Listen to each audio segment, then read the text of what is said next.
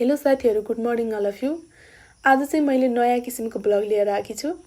आज first time चाहिँ मैले बिहानमा के काम गर्छु त भनेर हजुरहरुलाई देखाउन गइरहेकी छु। फर्स्टमा त म बिहान 5 बजे उठ्छु जहिले पनि। 5 बजे त जहिले नै आँखा खुलिहाल्छ, त्यही पनि मलाई अलार्म राख्नुपर्छ के साथीहरु। कहिलेकाहीँ अब निदाले च्याप्या हुन्छ, अब खुल्दैन कि आँखा भनेर चाहिँ डराउँछु, अनि त्यही भएर अलार्म पनि राखिहाल्छु। अब 5 बजे उठेर काम गर्नुपर्छ भन्ने चाहिँ मेरो दिमागमा बसिसकेको छ के साथीहरु। किनकि बुहारी मान्छे भइसकेपछि एउटा कर्तव्य पनि हो यो, मलाई चाहिँ एकदमै राम्रो पनि लाग्छ। अब पहिले चाहिँ काम गर्न एकदमै जाँगर लाग्दैन थियो भर्खरै बिहे गर्ने बेलामा। बिहान उठ्नै मन नलाग्ने के साथीहरु। माइतमा मजाले सुत्या मान्छे हैन, कान्छी छोरी पनि भए। मेरो त भाउजूले सबै काम गर्नुहुन्थ्यो नि त माइतमा, त्यही भएर अब त बिहे गरेको 4 वर्ष भइसक्यो, बानी पनि परिसक्यो, मलाई रमाइलो पनि लाग्छ। बिहान उठेर यस्तो यो काम कहिले काहीँ गरेन भने पनि यस्तो मलाई दिनभरि लेजी हुन्छु के साथीहरु। अब घरहरु सफा राख्यो भनेपछि आनन्दले फुर्तिलो पनि हुन्छ, काम पनि गर्न मन लाग्छ, एकदमै मजा लाग्छ, एनर्जेटिक पनि हुन्छ, शरीरको एक्सरसाइज पनि हुन्छ है साथीहरु बिहान उठेर काम गर्दा। बाहिर त साथीहरु एकदमै झकमक्क उज्यालो भइसकेको छ, त्यही नै भित्र लाइट बालेर काम गरिरहेछु। साथीहरु मलाई चाहिँ अब स्ट्यान्ड पनि छैन हैन मेरो, त्यही भएर मैले चाहिँ यो टिकटक देखि भिडियो बनाउँदै छु, सजिलो हुन्छ कि भनेर।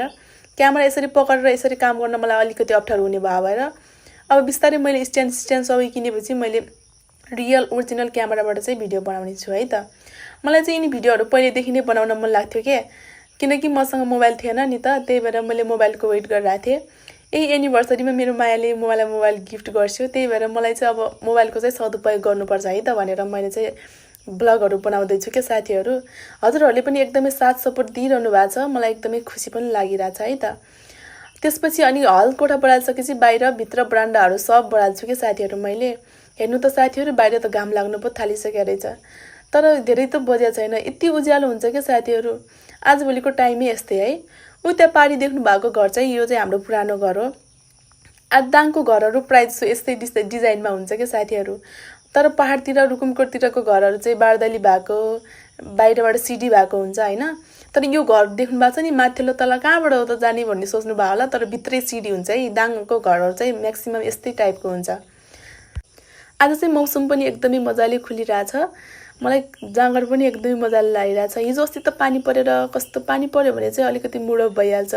चिसो त चिसो हुन्छ, आनन्द फिलिङ हुन्छ यस्तो गर्मीमा हैन, तैपनि अलिकति मुड चाहिँ रङ्गीचङ्गी हुन्न के साथीहरु।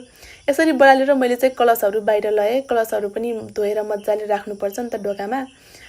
त्यसपछि हाम्रो चाहिँ बाहिर धाराबाट मैले पोछा लगाएर पोछा भिजाउँछु साथीहरु। अनि हजुरहरुले पोछा सोछा लाएर काम गर्नुहुन्छ कि बिहान बडाल कुडाल मात्रै गर्नुहुन्छ त साथीहरु। मलाई चाहिँ मजाले पोछा लाउँछु है। सबै बाहिर भित्र पोछा लाइसकेपछि बल्ल मात्र मेरो मन शान्त हुन्छ। आज चाहिँ यो भिडियो बनाउँदाखेरि आधी घण्टामा गर्ने काम मैले 1 घण्टामा गरेछु। एकदमै टाइम लाग्ने के साथीहरु, पहिले बानी नपरेर होला सायद, मलाई चाहिँ एकदमै टाइम लाग्यो आज। यसरी बाहिर पोछा लाउँदाखेरि भित्रबाट बाहिरबाट सम्म पोछा लाउँदै जान्छु म चाहिँ। अनि यसरी पोछा लाउँछु कि साथीहरु, मैले पोछा सही तरिकाले लाछु कसरी लाछु कमेन्ट गर्नु होला है त। मलाई चाहिँ मजा पनि लाग्छ यसरी पोछा लाउँदाखेरि। पहिले चाहिँ हामीले चाहिँ त्यस्तो के कपडाहरु भिजाएर पोछा लाउँथ्यौं के, त्यसरी पनि लगाएको छु के मैले पोछा। तर यो स्ट्यान्ड ल्याएदेखि त एकदमै सजिलो भएको छ के साथीहरु। अब भित्रको बरान्डा पूर्वपट्टि हाम्रो बरान्डा छ, पश्चिमपट्टि चाहिँ हाम्रो मेन ढोका भइहाल्यो। पूर्वपट्टि हुँदै पश्चिमपट्टि सम्म मैले मजाले पोछा लाएर लगाउँछु। अनि भिडियो बनाउँदा चाहिँ आज अलिकति अप्ठ्यारो पनि भएको थियो मलाई। अनि भोइस रेकर्ड गर्दा चाहिँ म अड्किरहेछु के साथीहरु। खासै मलाई नआउने, केवलम हुँदो रहेछ के साथीहरुले। कुनैको भ्लग हेरेर आउँथे केवलम हुन्छ 20 पटक काट्नुपर्छ भन्नुभएको थियो, तर मैले आज 50 पटक काटेर भिडियो बनाउँदै छु साथीहरु।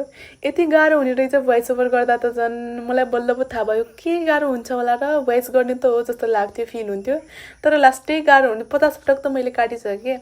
त्यसपछि बरान्डाहरु सफा गरिसकेपछि पोछा लाइसकेपछि मैले आँगन बढाल्न सुरु गर्छु है त साथीहरु मजाले। अब भिडियो पनि लङ भइरहेको थियो, टिकटक देखि बनायो भने त यदि मैले क्यामेरा देखि बनाए पुरै आउँथ्यो होला साथीहरु, तर टिकटक देखि बनायो भने 10 मिनेटसम्म मात्रै बनाउन मिल्थ्यो नि त। त्यही भएर मैले आज छिट्टै ब्लग इन गर्ने सोचिरहेको थिएँ। त्यतिकैमा म चाहिँ बढाल्दै अगाडि आउँछु। बढाल्दै मेरो दिमागमा आयो कि त्यहाँ मोबाइल हेर्दा त 10 मिनट पुग्न लागिसकेको रहेछ भिडियो। यो त 2x मा गरायो भएर चाहिँ छिटो देखाएको छ कि साथीहरू। यो आँगन बढाल्न त बाँकी नै छ। मैले अब आँगन बढाल्छु, त्यसपछि चिया पकाउन जान्छु है त साथीहरू। Okay, bye bye, take care, have a good day.